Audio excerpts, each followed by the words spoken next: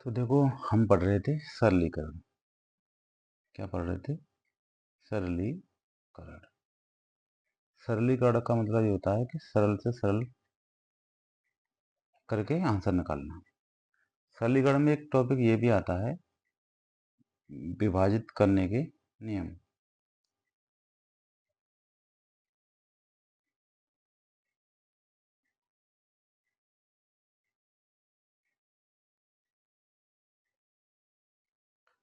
विभाजित करने के नियम यानी कि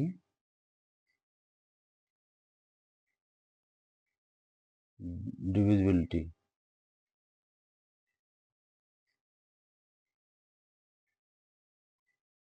रूल्स। विभाजित करने के नियम एक टॉपिक ये आता है। इसमें से कई सवाल आते हैं, हमें ये पता होना चाहिए कि किस संख्या में कौन सी संख्या से भाग पूरी पूरी बार चला जाएगा, यानी कि कोई शेषफल नहीं बचेगा। तो विभाजन करने के नियम भी कई होते हैं। तो इसमें एक मैं डायरेक्ट समझा दे रहा हूँ कि पहला नियम आता है दो का नियम। दो का नियम क्या कहलाता है? दो का नियम कहलाता है कि अगर किसी संख्या का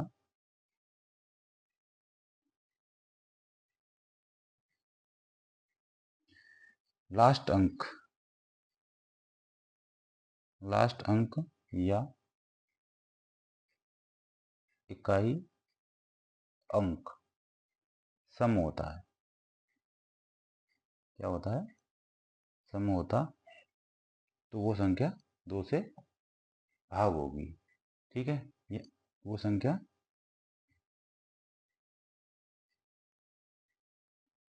दो से भाग होगी या विभाजित होगी। इसमें जीरो भी आता है, जीरो भी आता है। ठीक, दो का नियम। अब दो का हो गया, इसी से संबंधित होता है सेम टू सेम चार का नियम। सेम टू सेम इसी से संबंधित होता है। इसमें क्या होता है? चार के नियम में किसी संख्या, इसमें क्या कर रहे थे? लास्ट का अंक, एक अंक की बात कर रहे थे। इसमें क्या होगा? किसी संख्या के लास्ट कितने अंक? दो अंक। दो अंक या इकाई व दहाई से बनी संख्या। किस संख्या के लास्ट दो अंक या इकाई व दहाई से बनी संख्या चार से भाग होगी तो चार से भाग का नियम कहलाएगा।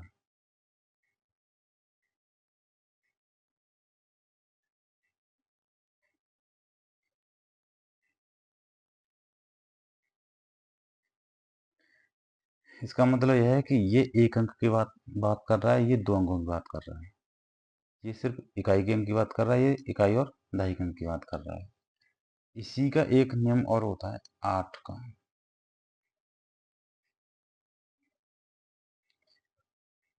आठ का नियम भी इसी का होता है। कैसे होता है? किसी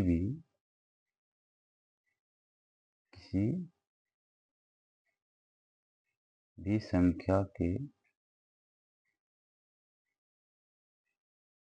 लास्ट तीन अंक या इकाई दहाई वो सैकड़ा से बनी संख्या आठ से भाग होती हो तो वो संख्या आठ से विभाजित हो जाएगी।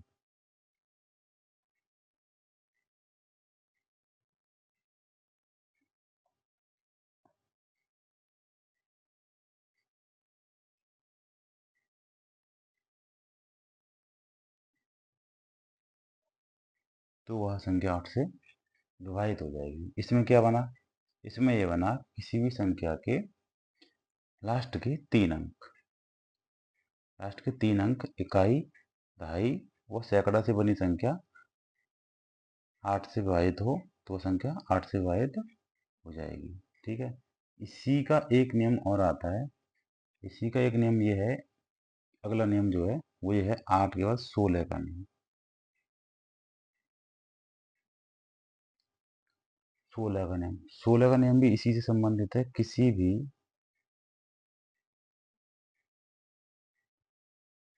संख्या के लास्ट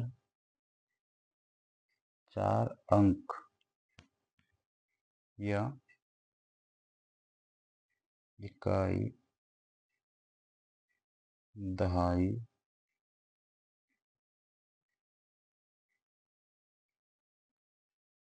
सैकड़ा व हजार, सैकड़ा व हजार से बनी संख्या 16 से भाग होती है या 16 से भाग होगी।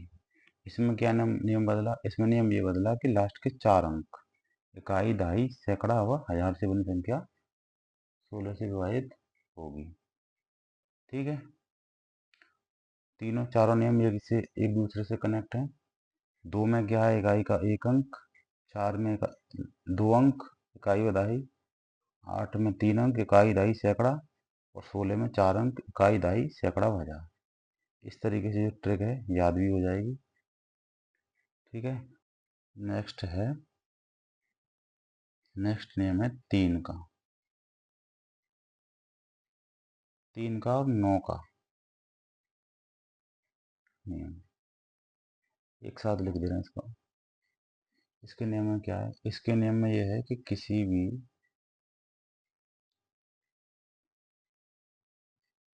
संख्या के अंकों का योग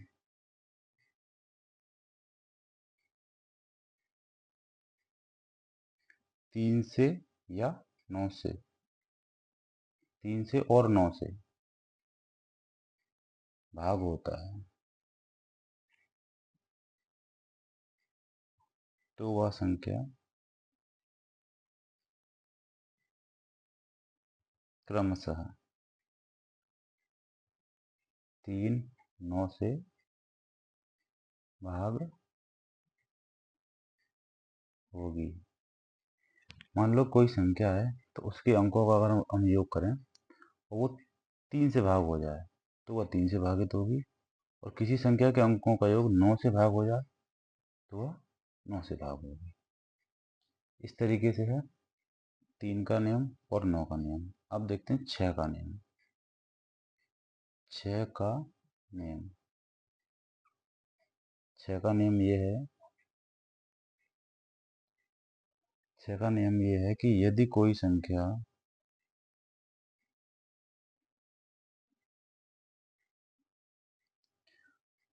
6 का नियम ये है कि यदि कोई संख्या 2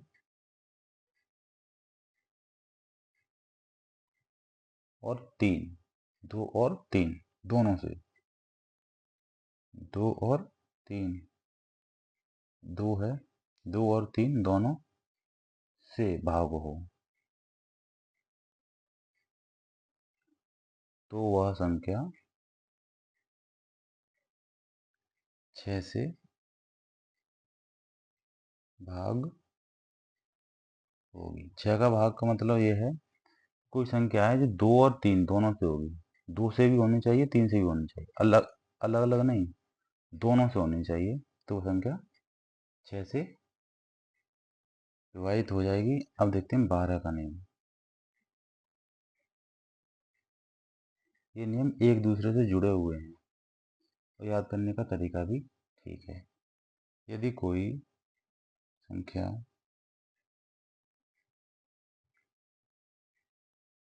6 में कौन कौन से आते हैं? 2 और 3। 12 में कौन कौन से आते हैं? यदि कोई संख्या 3 और 4 दोनों से, 3 और 4 दोनों से भाग हो तो वह संख्या किससे भागित होगी? 12 से भाग हो जाएगी, होगी। इसमें यह है कि 6 के नियम में 2 और 3 दोनों चाहिए, इसमें 3 से भी जाना चाहिए और 4 से भी जाना चाहिए। और 4 का नियम क्या है? इकाई और दहाई के अंक से बनी संख्या 4 से भागित होगी तो वो संख्या जो है 12 के नियम को फॉलो कर देगी। ठीक है, सबसे आसान नियम है 5 का नियम। ये याद भी रहता है।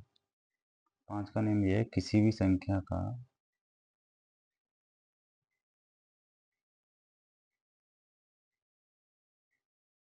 लास्ट अंक,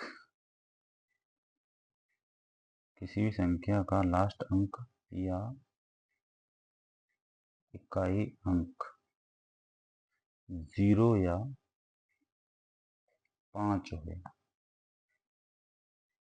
तो वह संख्या 5 से भाग होगी। मान लो किसी संख्या का लास्ट का अंक या तो 5 है या 0 है तो वो 5 से भाग होगी। ये बिल्कुल आसान नियम है, आराम से जो है देख लेंगे। 0 है या 5 है तो 5 से भाग हो जाएगी। ठीक, अब देखते हैं 12, 5, 1, 2, 3, 4 भी हो गया, 5 हो गया, 6 हो गया, 7, 7 का नियम।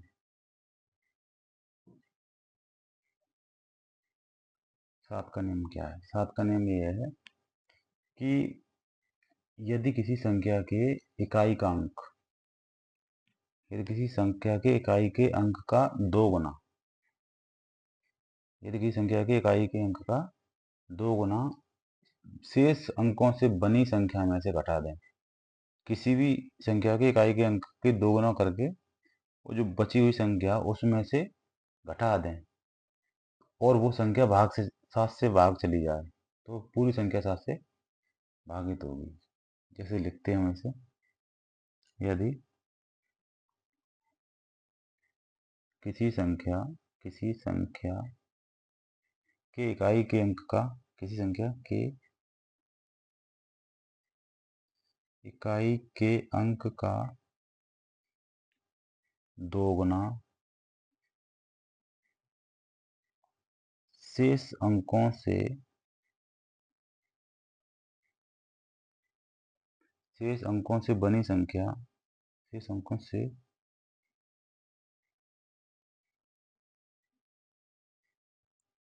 शेष अंकों से बनी संख्या में से घटाने पर, में से घटाने पर संख्या में 7 से भाग देने पर, यदि संख्या के इकाई के अंक का 2 गुना शेष अंकों से बनी संख्या में से घटाने पर संख्या में 7 से भाग हो जाता है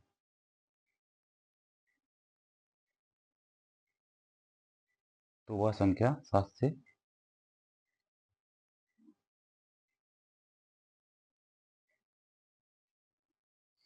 से भाग होगी।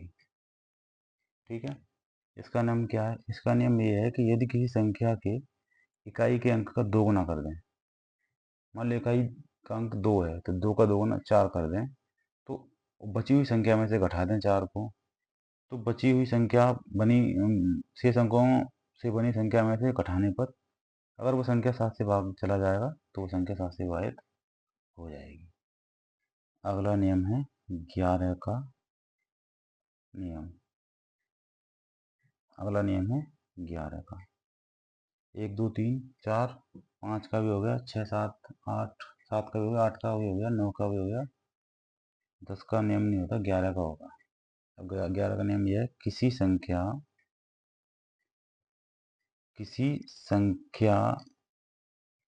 के सम स्थानों पर, सम स्थानों पर अंकों का योग, सम स्थानों पर अंकों का योग तथा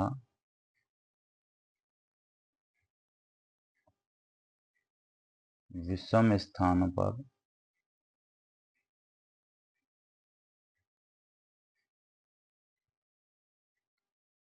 अंकों का योग 0 या 11 का गुणक, गुणक का मतलब मल्टीपल हो तो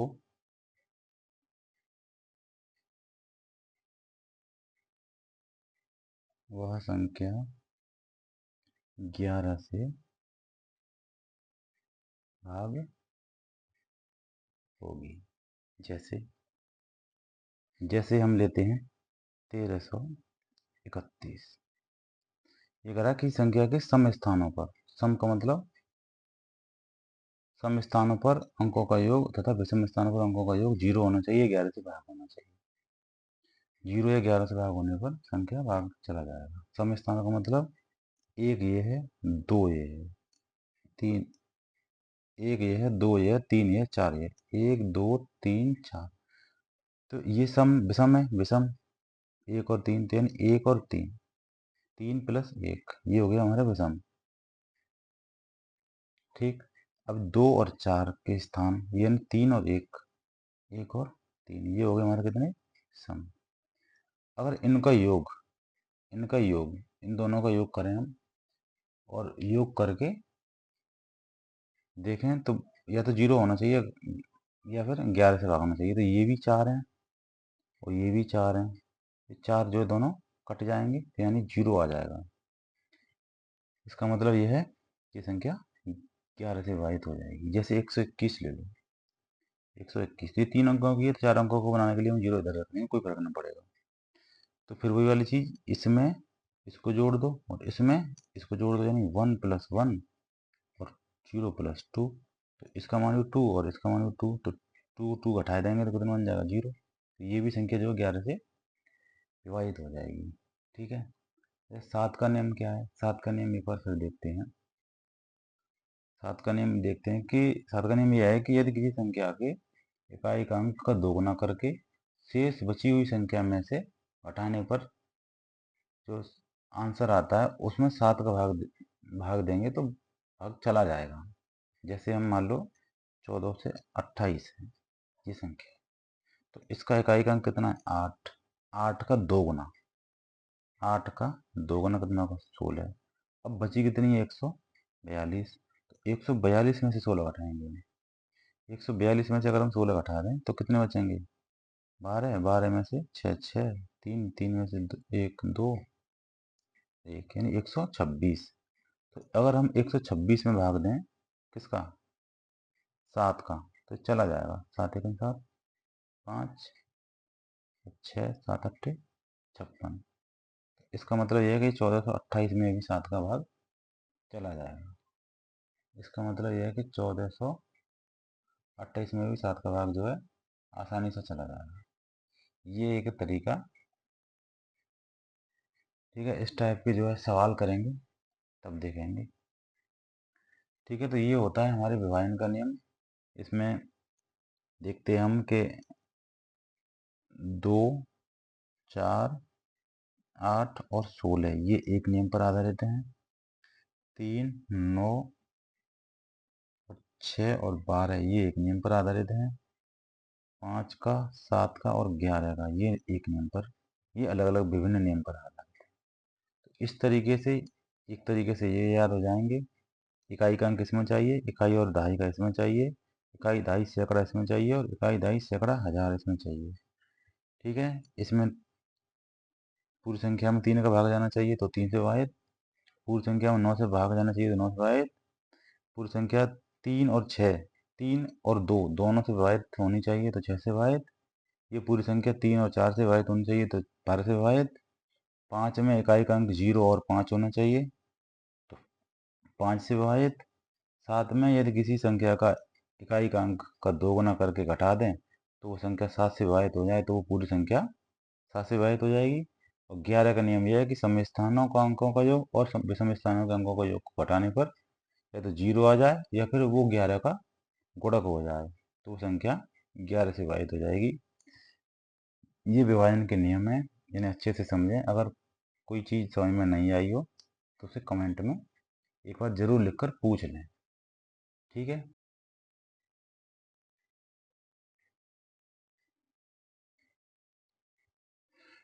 तो देखिए, विभाजन से संबंधित हम सवाल निकालते हैं। कैसे निकालते हैं, किस टाइप से सवाल आता है ये देखते हैं। पहले सवाल देखो इस तरह से आता है कि यदि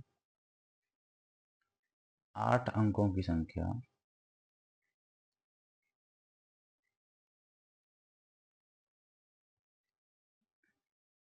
13, 6, 3, 57, 85 ये संख्या है, ये 15 से विभाज्य है। ये संख्या 15 से विभाज्य है तो p का न्यूनतम मान क्या होगा, ठीक है। तो वही तरीका है, निकालेंगे इसको। संख्या क्या है 136p5785। तो ये 15 से विभाजित है, कितने से 15 से। 15 का मतलब होता है 5 और 3, 5 और 3 के गुणक होंगे।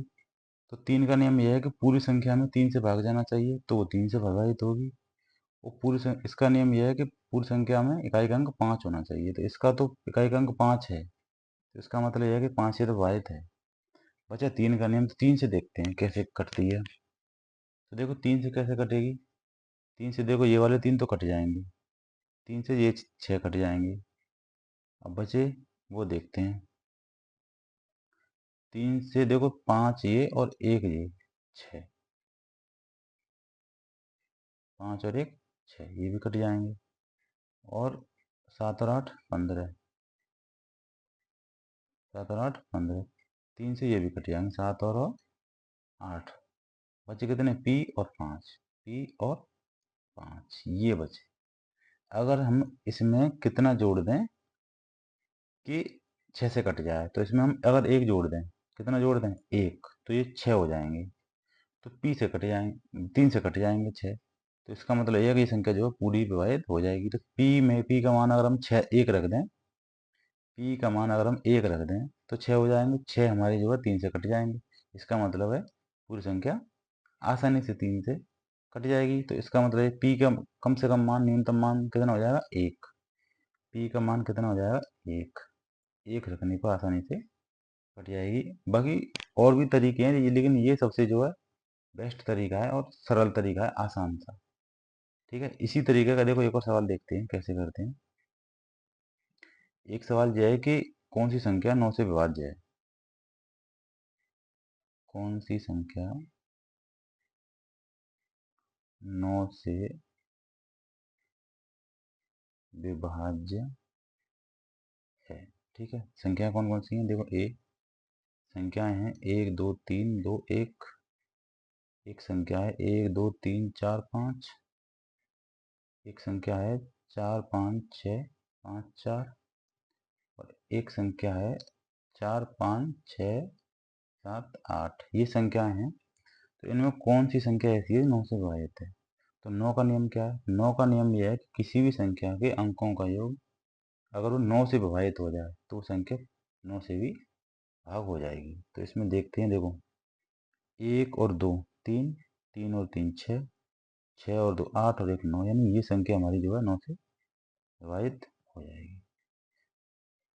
4 और 5 9, 9 और 3 12, 12 और 2 14 और 15, 15 9 से विभाजित नहीं होगी। 5 और 4 9, 9 और 6 15, 15 5 और 4 9, 9 और 6 15, 15 और 5 20, 4 24, 20 9 से विभाजित नहीं होगी। 5 और 4 9, 9 और 6 15, 15 और 7 22 और 8 30 भी, 5 और 4 9, 9 और 6 15, 15 और 7 22, 22 और 8 30 भी जो है 9 से वाहित नहीं होगी। तो केवल कौन सी संख्या वाहित होगी? पहली वाली, जिसके अंकों का योग कितना है? 1 प्लस 2 प्लस 3 प्लस 2 प्लस 1, 3 3 6 और 3 9, इसलिए जो है ये विवाहित हो जाएगी। ठीक है। ऐसे ही एक सवाल ये है कि कौन सी संख्या 12 से विवाहित होगी? 12 वाला देखो,